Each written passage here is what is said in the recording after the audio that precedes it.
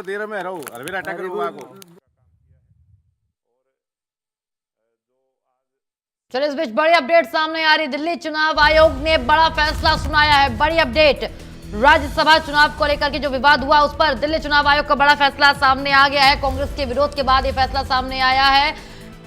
फैसला यही है, मीनाक्षी नटराजन का नामांकन रद्द ही रहेगा। चुनाव आयोग से भी कांग्रेस को नहीं मिली है राहत, नहीं मिली कोई सुविधा। चुनाव आयोग ने खारिज की है कांग्रेस की याचिका, कोई सुनवाई नहीं हुई और जो फैसला था रिटर्निंग ऑफिसर का वो यथावत है। और अब कांग्रेस के पास एकमात्र रास्ता बचता है, वो है सुप्रीम कोर्ट जाने का, यानी कि उच्चतम न्यायालय के दरवाजे को खटखटाने का। देखना यह है कि सुप्रीम कोर्ट जाती है या नहीं, कांग्रेस क्या करती है। फिलहाल बड़ी अपडेट यही कि मीनाक्षी नटराजन का नामांकन पत्र रद्द, यानी कि कांग्रेस की ओर से फिलहाल कोई प्रत्याशी नहीं रहेगा।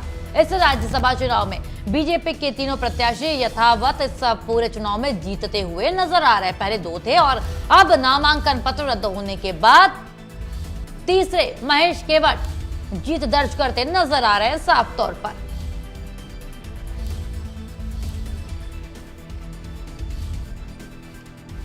तो चुनाव आयोग ने खारिज कर दिया है कांग्रेस की याचिका को। कांग्रेस के पास एकमात्र रास्ता बचा है सुप्रीम कोर्ट जाने का।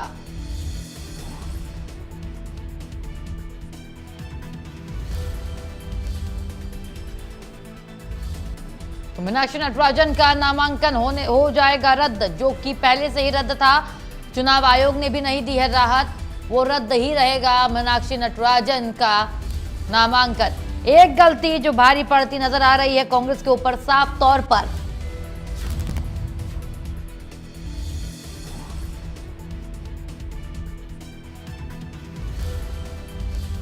मीनाक्षी नटराजन का नामांकन रद्द ही रहेगा और चुनाव आयोग से कांग्रेस को राहत नहीं मिली है। अब कांग्रेस के पास सिर्फ एक रास्ता, सुप्रीम कोर्ट का खटखटाना होगा दरवाजा। देखिए तस्वीरें दिखा रहे किस तरीके से बीती रात से आपको बता दें कि चुनाव आयोग के दर पर बैठे हुए थे तमाम कांग्रेस के बड़े नेता, लेकिन जब उनको समय पूरा हो जाने के कारण गेट, रात ज्यादा हो गई थी इसलिए ऑफिस बंद था चुनाव आयोग का, चूंकि इसलिए कार्यालय खुला नहीं। और वहीं चुनाव आयोग के कार्यालय के गेट के बाहर ही सचिन पायलट, जयराम रमेश, भूपेश बघेल, तमाम नेता, केसी वेणुगोपाल भी सभी बैठ गए, धरना दिया, सभी ने प्रदर्शन किया। लेकिन इनको फिर 12 बजे का समय मिला, यानी कि आज का दोपहर का समय मिला था, जिसके बाद अब चुनाव आयोग ने दोनों पक्षों को सुना। सुनवाई के बाद रिटर्निंग ऑफिसर का जो फैसला था उससे यथावत रखा गया है और मीनाक्षी नटराजन का जो नामांकन है वो रद्द ही रहेगा। कोई लाभ या सुविधा मिलते नजर नहीं आ रही है कांग्रेस को।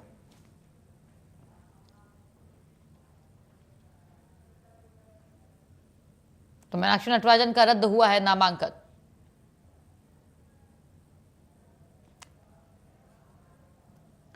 चुनाव आयोग से कांग्रेस को राहत नहीं है। और देखिए दरअसल एक गलती हुई अपने नामांकन पत्र में। मीनाक्षी नटराजन ने यह जानकारी साफ तौर पर नहीं दी, मीनाक्षी नटराजन ने, कि उन पर कौन सी धारा लगी हुई है और उनको एक समन जारी हुआ है। बस ये बात छिपाना मीनाक्षी नटराजन को पड़ गया भारी। उनका नामांकन पत्र अब हो चुका है रद्द।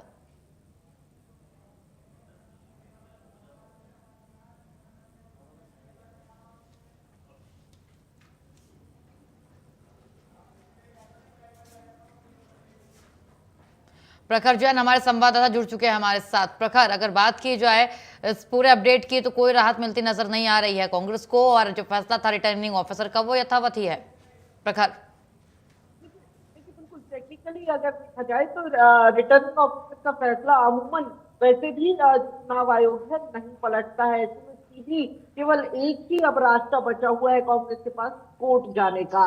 ऐसे में अगर बात की जाए तो ये पहले से तैयारी चल रही थी कांग्रेस की कि अगर इलेक्शन कमीशन से राहत नहीं मिलती है तो आगे क्या रास्ता अपनाना होगा। तो ऐसे में अगर बात की जाए तो खबर हमारे पास है कि अब कांग्रेस जो है पहले हाई कोर्ट की इंदौर बेंच में पिटीशन फाइल करेगी। आज विवेक तन्खा जो राज्यसभा के सांसद भी हैं और सुप्रीम कोर्ट हाई कोर्ट के लॉयर हैं, वो इस चीज को लेकर अपनी तैयारी कर रहे थे, पेपर तैयार कर रहे थे। तो ये अब माना जाए कि कांग्रेस यहाँ से सीधे अब कोर्ट का रास्ता इख्तियार करेगी। बहरहाल अगर बात की जाए तो एक तरीके से ये भी कहा जा सकता है कि बीजेपी के तीनों प्रत्याशी अब यहाँ से जो राज्यसभा का चुनाव है वो निर्विरोध जीतते हुए नजर आ रहे हैं।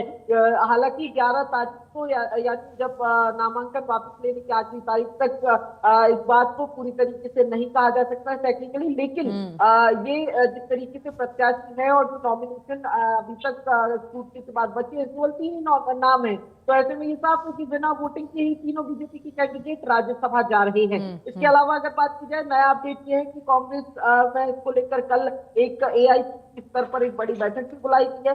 पीसीसी चीफ वहां पर होंगे, सवाल जवाब किया जाएगा कि आखिर छोटी छोटी गलतियां क्यों हो रही हैं, और ये रिपीटेड गलती है। देखिए, इसके पहले ये पहली बार नहीं है कि नामांकन फॉर्म कांग्रेस के कैंडिडेट का अधूरा रहा हो। इसके पहले अगर बात करें तो इसके पहले भी इस नामांकन फॉर्म में गलतियों के कारण मुकेश मल्होत्रा को इस चुनाव में कोर्ट ने वोट करने से रोका हुआ था। तो ये पहली बार गलती नहीं है। इसके अलावा इंडिया ब्लॉक यानी कि विपक्षी सीमा मध्य प्रदेश में ही इस तरीके की एक गलती का खामियाजा पहले भी भुगत चुका है।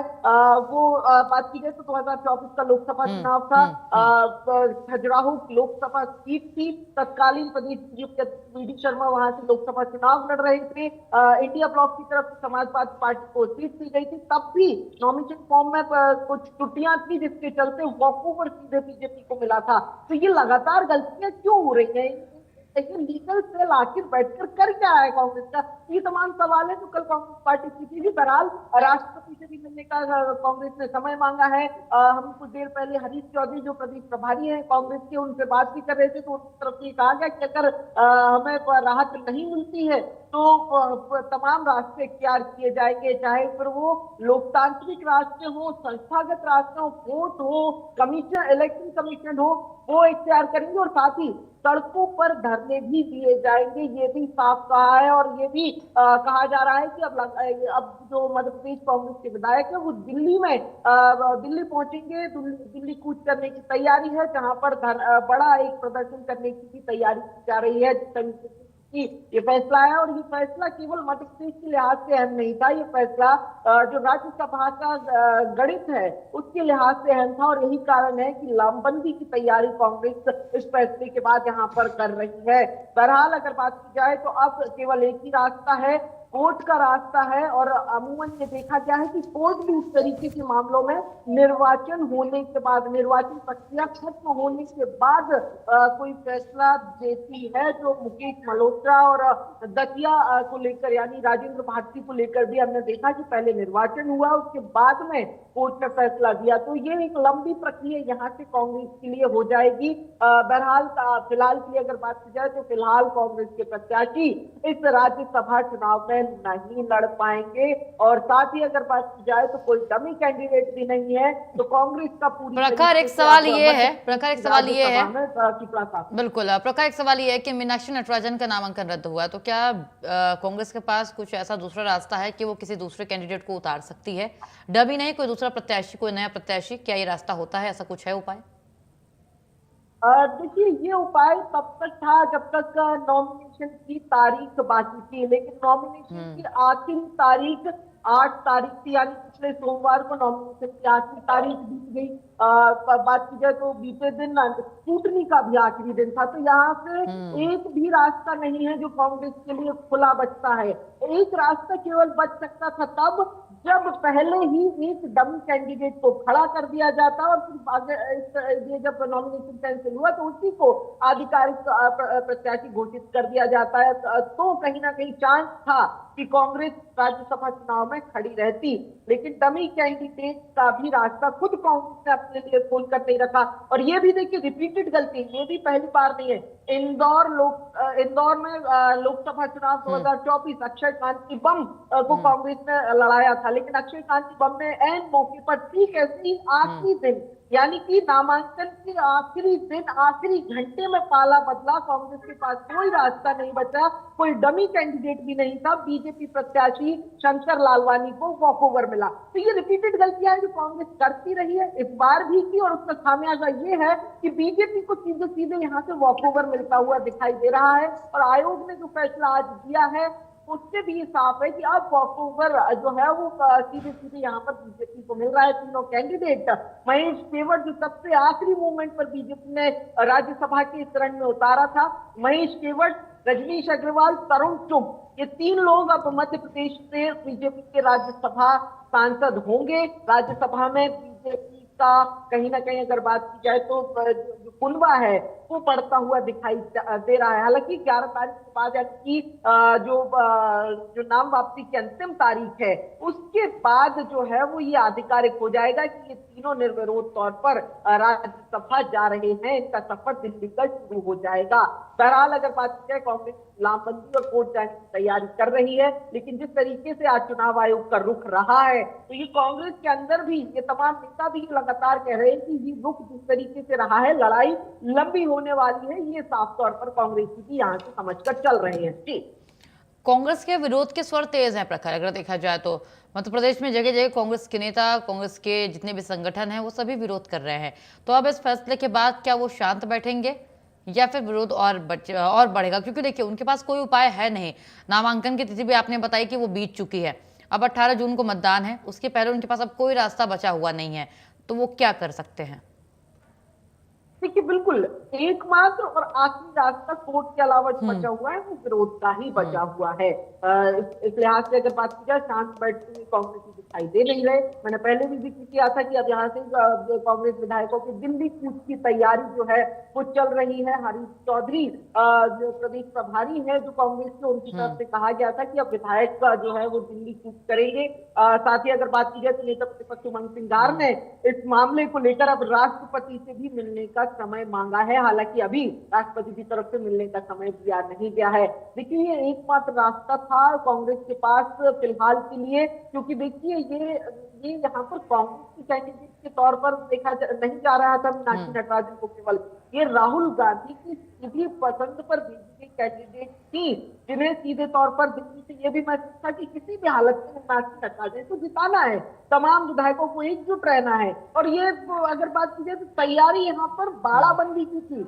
ये कांग्रेसियों के दिमाग में था कि विधायक तोड़ने की कोशिश होगी, लेकिन ये प्लान भी इस तरीके का होगा ये किसी ने सोचा नहीं था। और खैर अगर बात की जाए तो बीजेपी प्रदेश अध्यक्ष हेमंत खंडेलवाल की तरफ से कहा गया कि कोई कांग्रेस की कोई था जो लगातार उनको सुबह 9 बजे से ही अलग अलग कागज जो है वो पहुंचा रहा था। ये हेमंत खंडेलवाल की तरफ से कहा गया। और कई सारे कागज थे जिसमें से केवल एक कागज का इस्तेमाल किया गया है, जिसके आधार पर टेस्ट हुआ। तो आत्ममंथन की यहाँ पर कांग्रेस को जरूरत है, लेकिन उसके पहले अगर बात की जाए तो केवल विरोध जो है वो अब यहाँ से तेज होता हुआ दिखाई देगा।